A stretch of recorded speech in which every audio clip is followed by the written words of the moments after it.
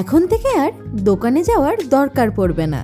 একদম সহজে কোনো রকম ওভেন ছাড়াই বানিয়ে নিতে পারবেন এইরকম লেয়ারযুক্ত মশলাদার খাস্তা এগ পাফ। কিছু টিপস ফলো করলেই দেখবেন এটা প্রথম বাড়িতেই একদম পারফেক্ট হবে।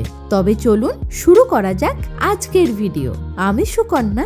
আজকে আমার ব্যাপক রান্না হলো দোকানের মতো এগ পাফ রেসিপি। তাহলে এই এগ পাফটা বানিয়ে নেওয়ার জন্য আমি এখানে একটা বড় বাটি নিয়ে নিচ্ছি। প্রথমে ময়দাটাকে আমরা মেখে নেব। তার জন্য একটা কাপ অথবা বাটির মাপ করে ময়দাটাকে নিয়ে নিতে হবে। তার আগে অবশ্যই একবার ময়দাটাকে ছেঁকে নেবেন, তাহলে এর মধ্যে যে সমস্ত ইমপিউরিটিস গুলো আছে সেগুলো বেরিয়ে যাবে। আচ্ছা, ময়দার পরিমাণটা এখানে 3 কাপের মতো আমি ব্যবহার করছি। এবার এর মধ্যে দিয়ে দিতে হবে 1 চা চামচ নুন। এরই সাথে ময়ামের জন্য দিচ্ছি 3 টেবিল চামচ সাদা তেল। 3 কাপ ময়দার জন্য 3 টেবিল চামচ সাদা তেল ব্যবহার করতে হবে। এবার তেলের সাথে ময়দাটাকে ভালো করে মাখতে হবে। ধীরে ধীরে দেখবেন ময়দাটা একদম ঝরঝরে হয়ে যাবে আর কালারটাও চেঞ্জ হয়ে যাবে। এইটা ঠিকঠাক মাখানো হয়েছে কিনা বোঝার জন্য এইভাবে ময়দাটা মুঠো করলে দেখবেন এইরকম শক্ত মতো হয়ে যাবে, আর আঙুলে করে চাপ দিলে দেখবেন তবেই ভাঙবে। এইভাবে ময়দাটা মেখে নেওয়া কিন্তু খুবই জরুরি। এরপর এটাকে অল্প অল্প করে উষ্ণ গরম জল দিয়ে মেখে নেব। প্রথমেই একেবারে অনেকটা জল দেওয়া যাবে না, তাহলে ময়দার ডোটা পাতলা হয়ে যেতে পারে। ডোটা যে একেবারে নরম হবে তা না, আবার একদম যে শক্ত থাকবে তাও না। এইরকম ভাবে ডোটা তৈরি হবে। এটা যাতে ড্রাই না হয়ে যায় তার জন্য অল্প একটু সাদা তেল ওপরে মাখিয়ে দেব। এবার একটা প্লেট চাপা দিয়ে এটাকে 30 মিনিটের জন্য রেস্টে রেখে দিতে হবে। এখানে কিন্তু কোনো রকম ভিজে কাপড় চাপা দেওয়া যাবে না। এবার আমরা পুরটাকে রেডি করে নেব।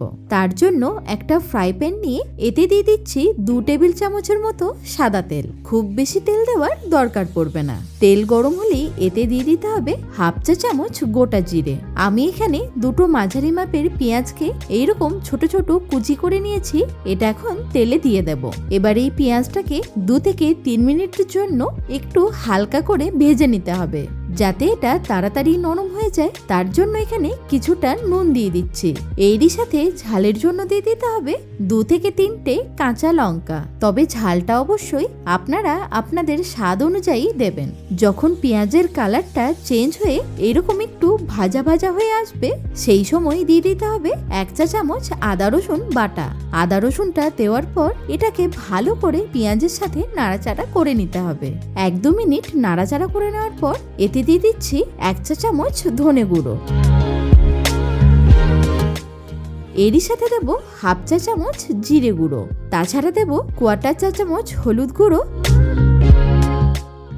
আর 1 চা চামচ কাশ্মীরি লঙ্কার গুঁড়ো। এটা শুধুমাত্র কালারের জন্যই ব্যবহার করছি।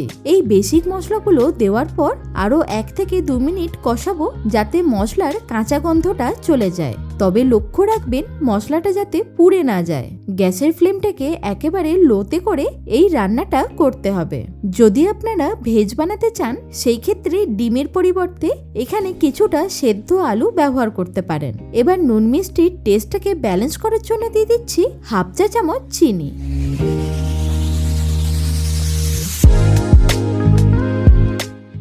এইটা একবার মিক্স করে নিয়ে এইটাকে ফিনিশ করব কিছুটা ধনে পাতা কুচি দিয়ে। চাইলে আপনারা একটু গরম মশলার গুঁড়ো দিতে পারেন। এবার এইটাকে আমরা একটা প্লেটের মধ্যে তুলে রাখবো। এইটাকে ভালো করে ঠান্ডা করে নিয়ে তারপরই কিন্তু ইউজ করতে হবে। আর এইদিকে 5 পিস ডিম আমি আগে থেকেই সেদ্ধ করে নিয়েছি। এইটাকে প্রথমে অর্ধেক করে কেটে নেব।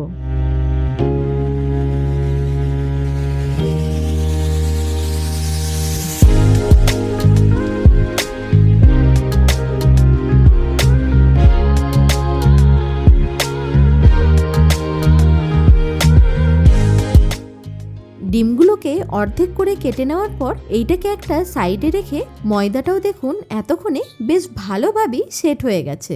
রেস্টে রাখার পর দেখাচ্ছি দেখুন এটা কতটা নরম হয়েছে।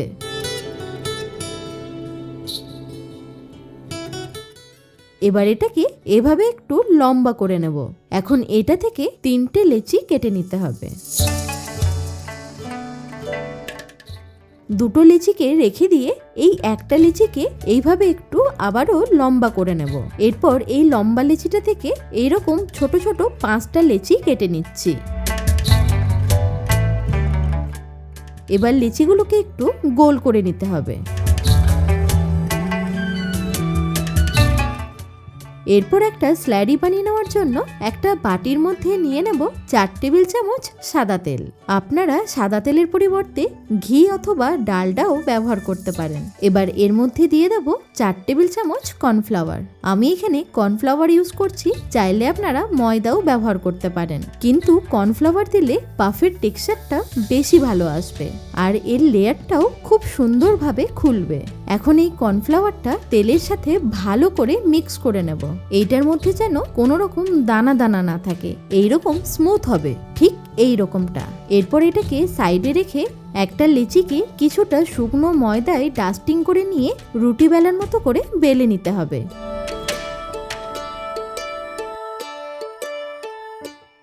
আর পাতলাটা ঠিক এমন থাকবে যাতে রুটির উল্টো দিকে হাতের আঙুলগুলো স্পষ্টভাবে বোঝা যায়। এইরকম পাতলা করে বাকি 4টে লিচিকেও বেলে নেব। 5টা রুটিকেই আমার বেলে নেওয়া হয়ে গেছে। আমি এখানে 5টা রুটিকে দিয়ে একটা সেট বানাচ্ছি, আপনারা চাইলে 4টে রুটিতেও বানিয়ে নিতে পারেন। এবার একটা করে রুটি টেবিলের উপর রেখে কর্নফ্লাওয়ারের যে ঘোলটা তৈরি করে রেখেছিলাম সেটা থেকে অল্প একটু করে রুটির উপরে দিয়ে দেব। এরপর হাতে করে এইভাবে ইভেনলি রুটির চারিদিকে স্প্রেড করে দেব। একদম পাতলা একটা লেয়ার করে নিতে হবে। এইটা স্প্রেড করে দেওয়ার পর আরেকটা রুটি এর উপরে সেট করে দেব।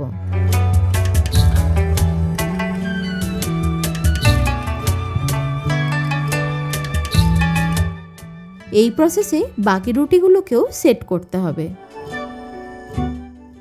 লাস্টে ওপরে কিছুটা শুকনো ময়দা দিয়ে এটাকে বেলতে হবে, আর এটাকে বেশ অনেকটাই বড় করে বেলতে হবে যাতে চারিদিকটা যেন সমানভাবে পাতলা হয়। এইরকম বড় করে বেলে নেওয়ার পর এর উপরে আবারও কিছুটা কর্নফ্লাওয়ারের স্ল্যারি লাগিয়ে দেব। যত ইভেনলি কর্নফ্লাওয়ারের স্ল্যারিটা লাগানো যাবে লেয়ারগুলো তত সুন্দরভাবে খুলবে। স্ল্যারিটা লাগানোর পর আবারও কিছুটা শুকনো ময়দা এর মধ্যে ডাস্ট করে দেব। এরপর একটা সাইড এইভাবে ফোল্ড করে দিচ্ছি, সেম ভাবে উল্টো দিকটাকেও ফোল্ড করে দেব।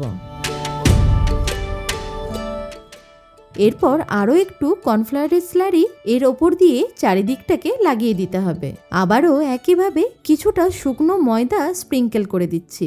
এবার এই সাইডটাকেও ফোল্ড করে দেব। একইভাবে অপর দিকটাকেও করে দিতে হবে। একদম ঠিক বক্সের মতো করে ফোল্ড করে নিয়েছি। এবার কিছুটা ময়দা ডাস্টিং করে নিয়ে ফাইনালি এটাকে বেলে নেব।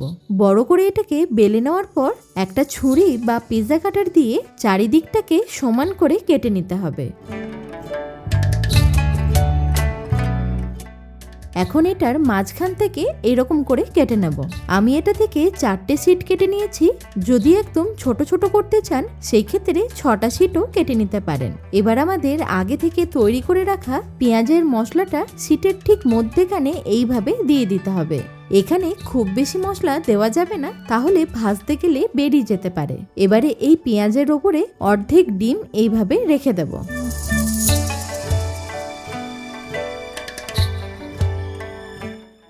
এখন আঙুলে করে একটু জল নিয়ে সিটের উপরে এইরকম করে লাগিয়ে দিতে হবে, তাহলে পাফটা সুন্দরভাবে আটকে যাবে আর ভাজার সময় খুলবে না।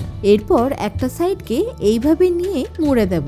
তার সাথে সাইডগুলোকে এইভাবে একটু হাতে করে চেপে চেপে আটকে দিতে হবে। এটা সুন্দরভাবে তাহলে লক হয়ে যাবে। এইরকম করে বাকিগুলোকেও মুড়ে নিচ্ছি। এইভাবে পাফ বানিয়েও আপনারা ডিপ ফ্রিজে 1 সপ্তাহের জন্য স্টোর করে রাখতে পারেন। এবার এইগুলোকে ভেজে নেব। তার জন্য একটা ফ্রাই প্যান নিয়ে এতে দিয়ে দেবো বেশ অনেকটাই সাদা তেল। আমরা যেহেতু এটা ওভেন ছাড়া বানাচ্ছি তাই এটাকে ডিপ ফ্রাই করে নিতে হবে। আর এখানে তেলটা যে খুব বেশি গরম হবে তা না, হালকা একটু গরম করে নেওয়ার পর ফ্লেমটা একদম লো করে দিয়ে পাফগুলোকে দিয়ে দিতে হবে। আমি এখানে 2টো করে পাফ ভেজে নিচ্ছি। এবার একটা চামচ দিয়ে গরম তেলটা এর উপরে দিলে দেখবেন এটা নিজে থেকেই ওপরে ভেসে উঠবে। আর যখন এটা ভেসে উঠবে এর লেয়ারগুলো তখন নিজে থেকেই খুলতে শুরু করবে। এটা একেবারে লো আঁচে মোটামুটি 7 থেকে 8 মিনিটের মতো সময় নিয়ে ভাজতে হবে। যখন একটা সাইড এইরকম লালচে করে ভাজা হয়ে যাবে তখন উল্টে দিয়ে অপর দিকটাকেও একইভাবে ভেজে নিতে হবে। আর এই সময়তে গ্যাসের ফ্লেমটাকে লো টু মিডিয়ামে করে দেব। দুটো সাইডেই এরকম লালচে করে ভাজা হয়ে গেলে এবার এটাকে তুলে নেব। তবে এখানে খুব বেশি লালচে করা যাবে না, কারণ পাফটা ঠান্ডা হয়ে গেলে কালারটা আরেকটু ডিপ হয়ে যাবে। আর নেক্সট ব্যাচে পাফগুলো ভাজার আগে গ্যাসের ফ্লেমটা বন্ধ করে তারপর তেলে দেবেন। সবগুলো পাফ ভেজে নেওয়ার পর এবার পরিবেশন করে নিচ্ছি। আমি একটা কেটেও দেখাচ্ছি, দেখুন এটা কতটা ক্রিস্পি হয়েছে। এইভাবে বানিয়ে আপনারা ইফতারের জন্য পরিবেশন করতে পারেন। আশা করি আপনাদের এই রেসিপিটা নিশ্চয়ই ভালো লেগেছে। এইরকম আরো সহজ রেসিপি দেখতে হলে অবশ্যই আমাকে কমেন্টে জানাবেন। ভালো থাকুন, সুস্থ থাকুন, দেখতে থাকুন ব্যাপক রান্নাঘর।